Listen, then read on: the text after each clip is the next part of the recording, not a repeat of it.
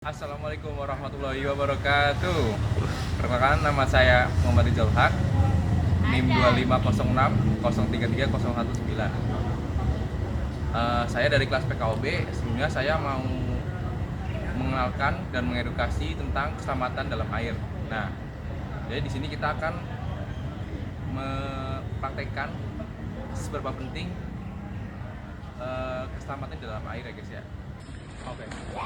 Oke, teman-teman, di sini saya akan menjelaskan tentang prinsip-prinsip keselamatan dalam air ya.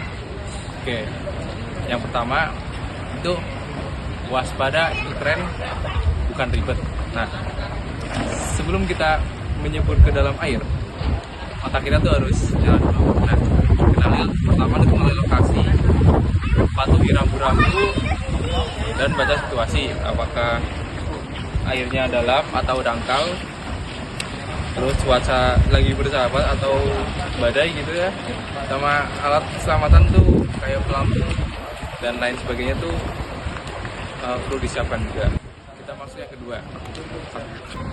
Oke, mungkin yang kedua ya, kenali musuh yang tak terlihat di dalam air.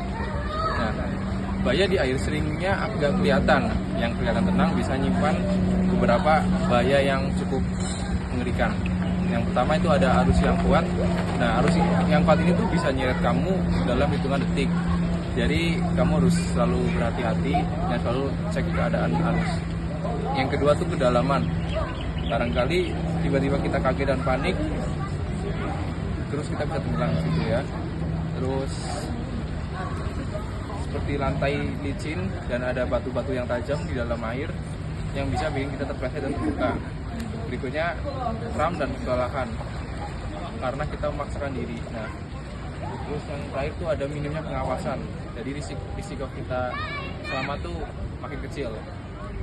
Jadi masih tangguh itu bukan yang berani doang, tapi bagaimana kita bisa nunjuk. Nah, ini bahaya, ini caranya kita menghindarinya. Tentunya ada aturan emas, yaitu janganlah kalian berenang sendirian, minimal harus ada satu teman yang untuk menjaga. Air tuh bukan tempat yang yang bagus buat gaya-gayaan. Pegang prinsip never swim alone. Punya body, ya itu artinya tuh saling jaga dan awasi, saling mengingatkan kalau udah kelelahan, siap lapor dan minta bantuan kalau ada yang nggak beres. Terus satu orang jaga, satu orang main gantian, karena kelas sama lain itu berjati. Oke, satu tuh.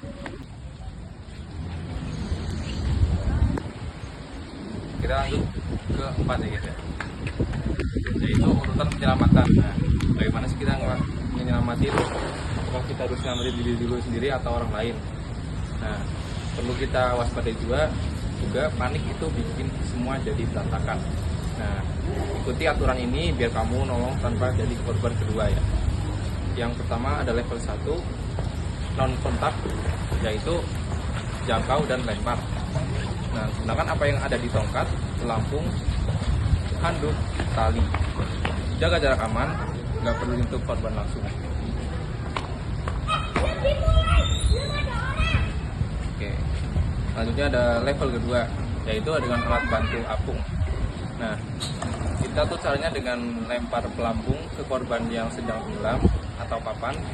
Pastikan korban pegang erat sebelum ditarik. Nah, jaga jarak biar nggak tertarik sama paniknya. Oke, selanjutnya ada level terakhir, yaitu level ketiga, yaitu kontak langsung. Nah, ini tuh opsi terakhir. Lakukan kalau kamu tuh sudah terlatih dan yakin aman. Gunakan teknik yang benar biar kamu nggak ikutan tenggelam. Nah, jadi kalau kita di sini belum advance banget, kita jangan memaksakan untuk menyelamatkan. Takutnya kita barangkali jadi korban juga, jadi malah ditambah korbannya. Dan yang perlu diingat, penolong yang tenggelam sama dengan yaitu 2 korban. Oke guys, yang pertama kita langsung aja melakukan prakteknya ya, yaitu non kontak fisik.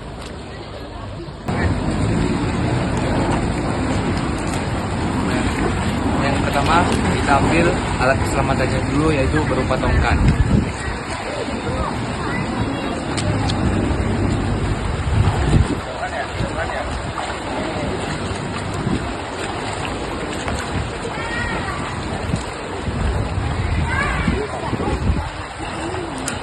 kedua, kita pakai alat keselamatan untuk menggapai korban yang berada di zona.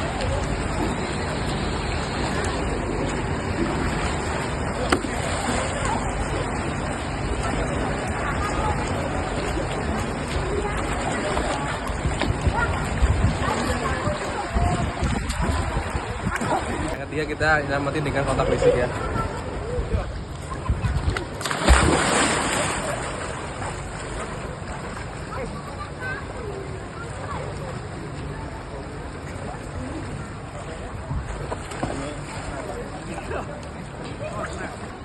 Sekian video penyelamatan renang kami untuk ujian akhir semester materi keselamatan di air.